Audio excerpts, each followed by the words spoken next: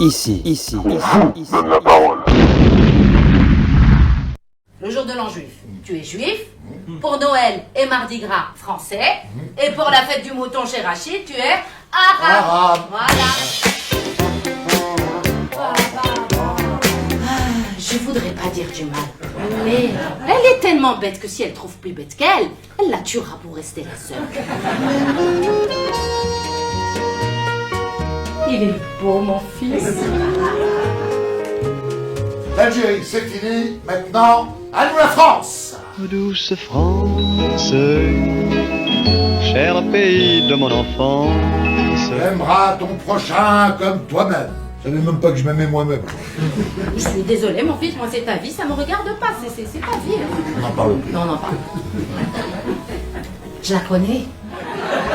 Il n'y a que quand je te vois et que je te serre dans mes bras que je retrouve la beauté de mon pays, mon fils. Et qu'on vienne pas me répéter que je suis une mère juive. Hein. De toute façon, si t'es une vraie mère, t'es une mère juive, y a pas où aller. Ah, mais c'est quand même mon trésor.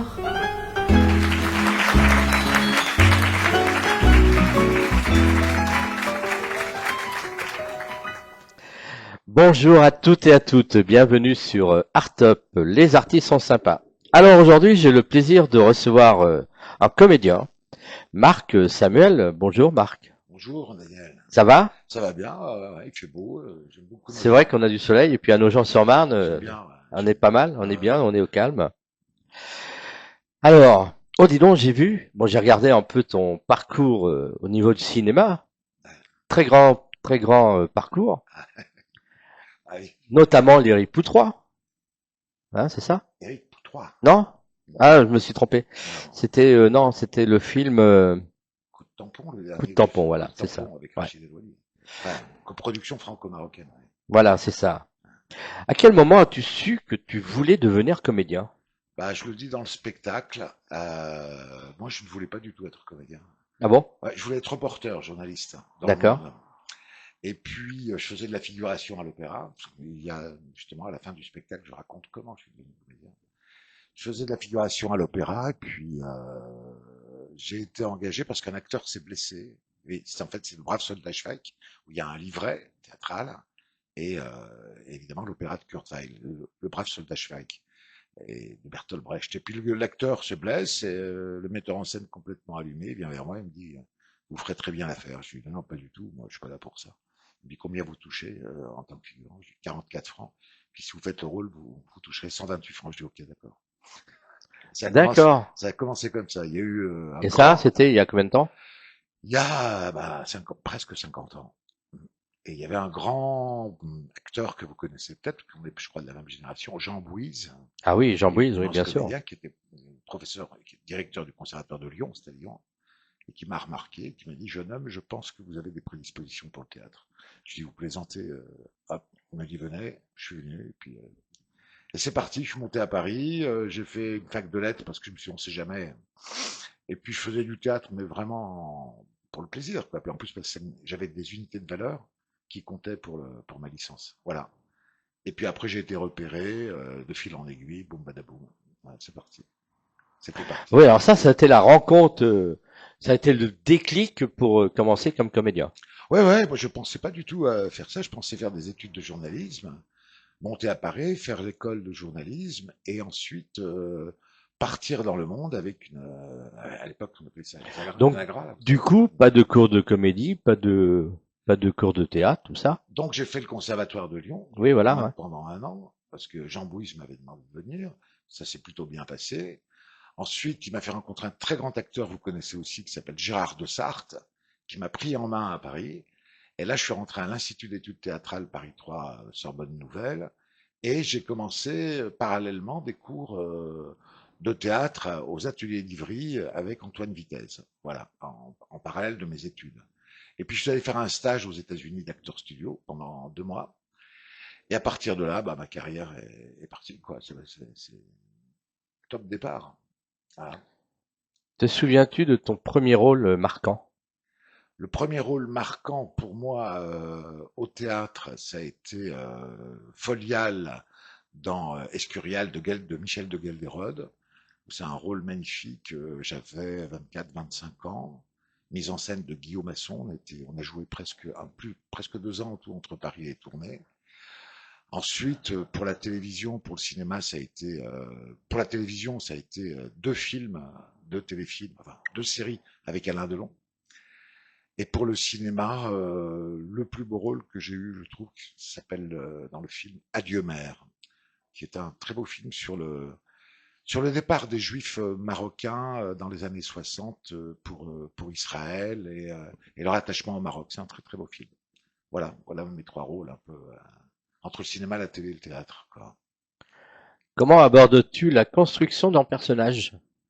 Ah bah c'est d'abord ce que je dirais aux jeunes comédiens, c'est du travail et encore du travail. À savoir que le talent, il n'apparaîtra que si vous travaillez. Comme disait Jean Bouise, comme disait Louis Jouvet, la sculpture est dans le moule. Donc, il faut travailler le moule. Et vous trouverez ensuite la statue. Voilà.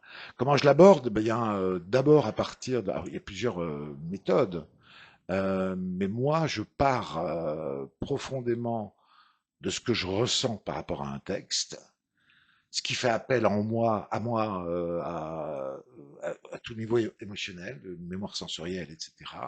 Et ensuite, je me colle au texte, à la virgule près, pour savoir où veut aller l'auteur, que ce soit Victor Hugo, Shakespeare, Molière, peu importe. Et ensuite, je ne suis qu'un interprète, c'est-à-dire que je vais essayer de donner le maximum de sens premier, logique, cohérent dans une scène, et ensuite, en fonction du metteur en scène, puisqu'il faut faire attention à ça, c'est très important, va sortir, il y aura une troisième voie, une issue, où de l'auteur, du metteur en scène et du comédien, on va arriver à une pochette surprise qui est inattendue. Voilà. Entre le théâtre, le cinéma et la télévision, as-tu une préférence? Et pourquoi? Ça c'est difficile, c'est comme si on me demandait de choisir entre mon père et ma mère, hein, c'est difficile. Mais allez, je vais pas être très fair-play avec le cinéma et la télévision qui ont été quand même très très très très sympas et très généreux avec moi. Mais quand même, le départ c'est le théâtre. Ouais. Les défis du métier. Ah, les défis du métier, ils sont innombrables, hein, innombrables. À savoir déjà trouver du boulot. Déjà trouver du boulot. Moi j'ai eu beaucoup de chance. Franchement, j'ai eu beaucoup de chance. Paraît-il que j'avais un physique entre guillemets avantageux, donc pour jouer les jeunes premiers et tout ça. C'était pas, ouais, c'était sympa, voilà. Ça m'a ouvert les portes. Mais après, c'est surtout pour trouver du boulot. Aujourd'hui, le métier a énormément changé. Je parle pour les jeunes comédiens. Le métier a énormément changé. Avant, il y avait une chronologie des faits, des événements, des choses. On sortait du conservatoire, on sortait d'un cours. Les metteurs en scène et les assistants venaient nous voir, les castings venaient nous voir, les agents se déplaçaient pour aller voir les producteurs et présenter leurs comédiens, etc. Et ensuite, en fonction du physique, du rôle, du personnage, on déterminait quel rôle j'allais jouer, quoi. Aujourd'hui, non. Aujourd'hui, c'est Internet. On appuie sur un bouton. Tiens, Marc Samuel, il est libre, il est cher, mais il n'y en avait pas un autre. Patati boum badaboum. Il n'y a plus d'agents. On rencontre plus les gens. On nous donne le texte la veille pour le lendemain, presque. Alors qu'avant, on recevait les scénarios. On nous demandait si le scénario nous plaisait, etc. Et tout ça, c'est fini maintenant. Tout va très très vite. Voilà, c'est comme pour tout aujourd'hui, hein. Alors la technologie a du bon, l'IA a du bon d'un certain côté, mais de l'autre côté, on perd en humanité, on perd en qualité de travail, parce que pour la création, il n'y a pas d'histoire, que ce soit un musicien, un peintre, un acteur, il faut du temps. Ça n'existe pas, les choses hyper rapides et bonnes et de bonne qualité. Bah, l'IA ne va pas remplacer un comédien au théâtre. Mon Dieu que non. Hein, Oh, heureusement. mon Dieu que non, j'espère que non. Quel projet ou quel rôle t'a le plus marqué? Le projet qui m'a le plus marqué pour le cinéma, là, c'est le film que j'ai fait, Coup de tampon, où je me suis investi corps et âme avec mon ami, le réalisateur Rachid El Wali, qui est une star au Maroc, qui est acteur, c'est le Alain Delon marocain, mais qui perce maintenant en tant que réalisateur, et où je jouais deux rôles principaux. Et c'est l'histoire d'une amitié entre un juif et un arabe. Et c'est très beau, ce juif qui accompagne son ami arabe marocain pour l'enterrer au Maroc. Et puis finalement, c'est pas l'arabe qui meurt, c'est le juif. Et le juif est enterré dans un cimetière marocain musulman. C'est une comédie. Et ça m'a beaucoup. D'abord, ça a été un gros boulot de 2 mois entre le Maroc et la France. Et puis une amitié aussi, j'ai transposé l'amitié que que j'ai avec mon ami Rachid El-Wali pour le rôle de Mochou. Il m'appelait Mochou dans le film de Coup de tampon. Ça m'a beaucoup marqué. Et puis au théâtre, un très beau rôle, une très belle pièce, plus que le rôle.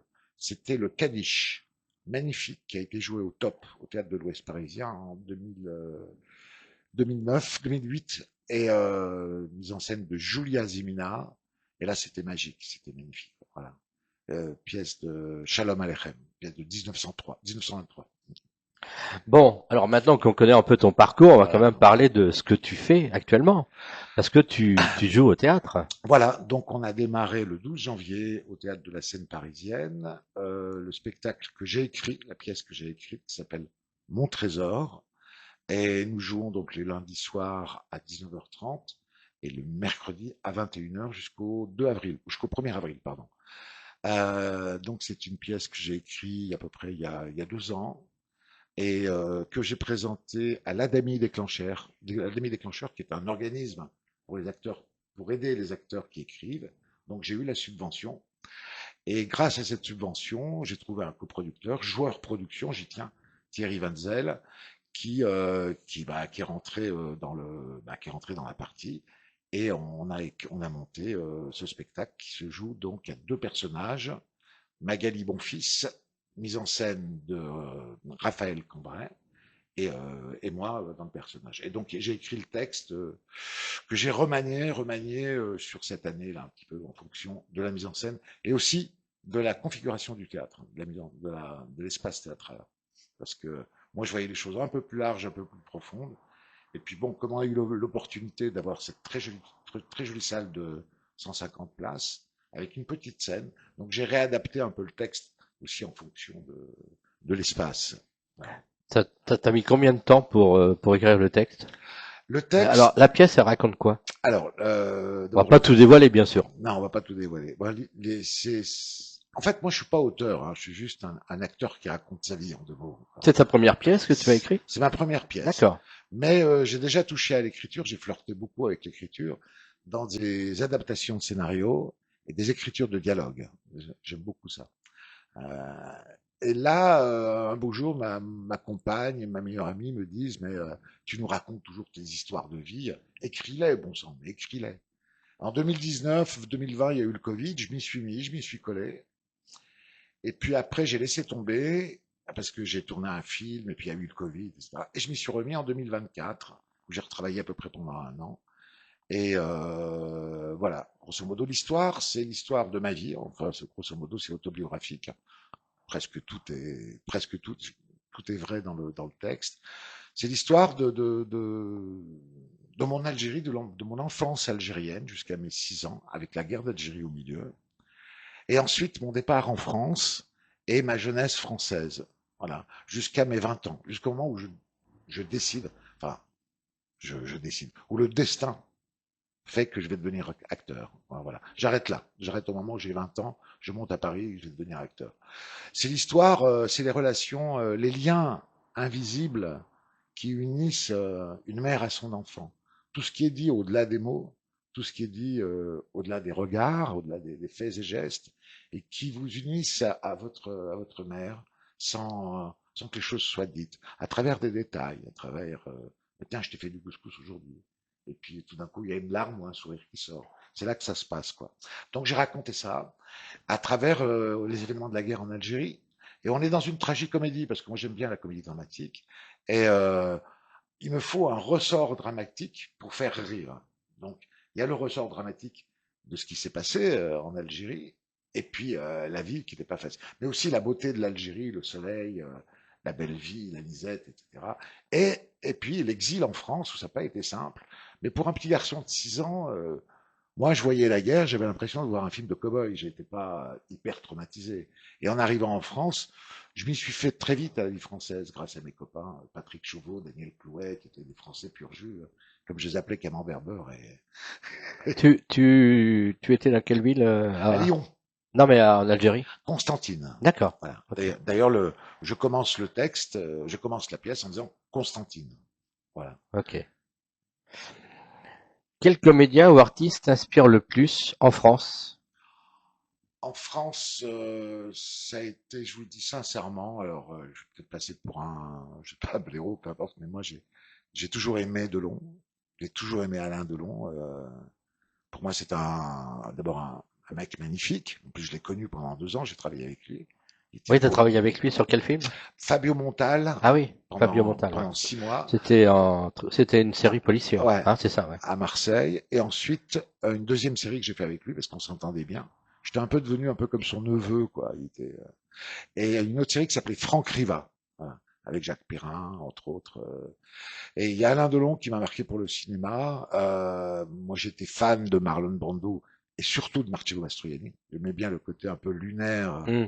de comédie, un peu comme ça, légère, qu'apportait Marcello Mastroianni entre deux phrases. Et au théâtre, il y a un acteur anglais magnifique qui s'appelle Brian Cox de la Royal Shakespeare Company, avec qui j'ai travaillé aussi en Angleterre et avec qui j'ai fait des cours en workshop, c'est-à-dire des ateliers de travail. Et John Hurt. Et John Hurt aussi avec qui j'ai travaillé. Voilà. J'ai eu beaucoup de chance, moi, de rencontrer Oui, je vois ça, les ouais. grands comédiens, puis qui m'ont pris en main. Et Gérard de Sarthe, pardon. Ouais. Gérard de Sarthe. Très grand comédien. Ouais. Bon, alors comme tu joues au théâtre, quel rapport entretiens-tu avec ton public? Ah, moi, j'aime bien le contact avec le public. C'est quelque chose qui, il y a des comédiens, ça leur fait peur. Moi, ça me rassure. C'est comme la caméra. Plus elle se rapproche de moi, plus ça me rassure. C'est bizarre, hein. Alors que très souvent, on perd ses moyens. Et le public, c'est pareil. C'est dès que je le sens entrer dans la salle, j'ai l'impression qu'il fait partie de ma famille. Je sais pas pourquoi, et que je me sens bien, et que je vais leur raconter une histoire. Je vais leur donner du plaisir pendant 1 heure et quart. Voilà, et puis j'aime bien dans cette pièce, justement, il y a un moment donné un peu interactif, où j'apostrophe un peu le public. Mais pas dans le stand-up, hein, je fais pas de stand-up. Mais à un moment donné, quand je parle au public, je lui dis, vous voulez que je vous raconte mon histoire, oui ou non? Et les gens me disent, ils répondent pas, je dis, bon, si vous voulez pas, je m'en vais. Je dis, non, non, non, non, revenez. Bon, donc ça se joue tous les samedis, Tous les lundis, non, tous les mercredis, tous les lundis et tous les mercredis. lundi 19h30, mercredi 21h, scène parisienne, 34 rue Richer, Paris 9e. Ah bah, Métro Cadet, au Grand Boulevard. ouais, sur les grands boulevards. Bah, je passerai, tiens, je viendrai te Avec voir. plaisir, vous êtes le bienvenu. Bon, Vous êtes le bienvenu. je suis pas loin. Tu Voilà. téléphones et je te mets une invitation, évidemment. Pour 2 personnes. Ah, mais, merci beaucoup. Ah, non, c'est la moindre des choses. Tu m'invites, je t'invite. Bah ouais, merci. En tout cas, quel conseil donnerais-tu à quelqu'un qui souhaite, pardon, se lancer dans le métier? Ah, de s'accrocher comme une puce, quoi. Et puis ne pas croire qu'on a du talent immédiatement. Et ne pas surtout se référer à tout ce qu'on voit aujourd'hui. J'ai rien contre parce que les acteurs doivent travailler. J'en ai fait moi aussi. Tout ce qu'on voit à la télévision comme daube, comme certaines séries que j'ai faites, hein, parce que j'avais besoin d'argent. Mais bon, on peut apprendre son métier. Un jeune acteur peut venir apprendre son métier. Mais il faut pas croire que c'est la référence. La référence, c'est, je sais pas, le dindon de Feydeau. La référence, c'est Visconti, Rocco et ses frères. C'est à partir déjà se cultiver sur le plan cinématographique et sur le plan théâtral. Aller voir les films, les bons films, qui ont les films de grands, de Fellini, de Visconti, de Arthur Penn, par exemple. Et puis essayer de voir aussi des vidéos sur les grandes pièces de théâtre qui ont été jouées, Armand Salacrou, même Michel Leroyer, peu importe, même Jean Le Poulain, mais c'était des gens, ou Jean Piat, c'était des gens de théâtre, voilà. Quelle est la question que je t'ai pas posée que tu aurais bien voulu que je te pose? Comment va ma mère? Et donc, comment va ta mère? Elle a 95 ans, Ouais. elle se porte plutôt pas mal pour quelqu'un qui, bah, avec tous les problèmes. Et j'ai hâte, comme j'ai écrit cette pièce pour elle, j'ai hâte qu'elle vienne la voir. Voilà. D'accord. C'est mon seul souhait. Eh ben écoute, en tout cas, pour le mot de la fin, c'est pas mal. Ouais, C'est bien. c'est pas mal. Je te remercie. Merci beaucoup Merci à toi. d'être passé sur Artop. Moi, je te souhaite plein de bonnes choses pour 2026. Merci beaucoup, toi Une aussi. bonne année, une bonne santé, puisqu'on peut le faire encore jusqu'à la fin du mois. Une bonne santé surtout. Surtout la santé. Bon, quand on a la santé, on a tout. Hein. C'est Après, le le, reste. c'est le trésor de la vie. Exactement. Hein. Si t'es malade au château de Versailles, ça sert à rien. Exactement. Bon, eh bien, écoutez, moi, allez voir Mon Trésor. C'est sur les grands boulevards, et donc c'est tous les lundis et tous les mercredis Voilà. soir, et je mettrai l'affiche dans la vidéo. Ah, Voilà. c'est sympa. Voilà, C'est comme sympa. ça, Ouais, ouais. on pourra aller te voir. J'ai reçu si ça t'intéresse, le teaser sur YouTube. Ah Tu bah veux on que va je le mettre. l'envoie? On va mettre le teaser. Ouais. Tu vas me l'envoyer, comme ça on va le Ouais, mettre je en t'envoie. début d'émission et en fin d'émission. Je l'envoie tout de suite. Voilà. Ouais, ouais, ouais. Ok. D'accord. Merci beaucoup d'être passé sur Artop. Merci beaucoup à toi. Merci Merci. Ciao. et à très bientôt. À très très vite. Et nous, on se dit à la semaine prochaine. Et je vous souhaite un bon week-end à tous. Merci beaucoup. Le jour de l'an juif, tu es juif. Pour Noël et Mardi Gras, français. Et pour la fête du mouton chez Rachid, tu es arabe. Voilà. Je voudrais pas dire du mal, mais elle est tellement bête que si elle trouve plus bête qu'elle, elle la tuera pour rester la seule. Il est beau, mon fils. L'Algérie, c'est fini. Maintenant, à nous la France. Ô douce France, cher pays de mon enfance. Tu aimeras ton prochain comme toi-même. Je savais même pas que je m'aimais moi-même. Je suis désolée, mon fils, moi c'est ta vie, ça me regarde pas, c'est ta vie. Hein. On n'en parle plus. Non, pas. Je la connais. Il n'y a que quand je te vois et que je te serre dans mes bras que je retrouve la beauté de mon pays, mon fils. Et qu'on vienne pas me répéter que je suis une mère juive. Hein. De toute façon, si t'es une vraie mère, t'es une mère juive, y a pas où aller. Ah, mais c'est quand même mon trésor.